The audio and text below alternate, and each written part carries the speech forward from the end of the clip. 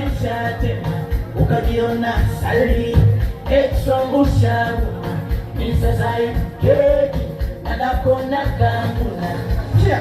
kwizi kwa chana so uzuni mchele miukinya chana kula kuku kwa mchele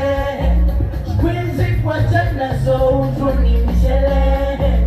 miukinya chana kula kuku kwa mchele na wikendi na kujitupia leo ya waduna japo mfuko sina tamia ila wanajela na wikendi na kujitupia leo ya waduna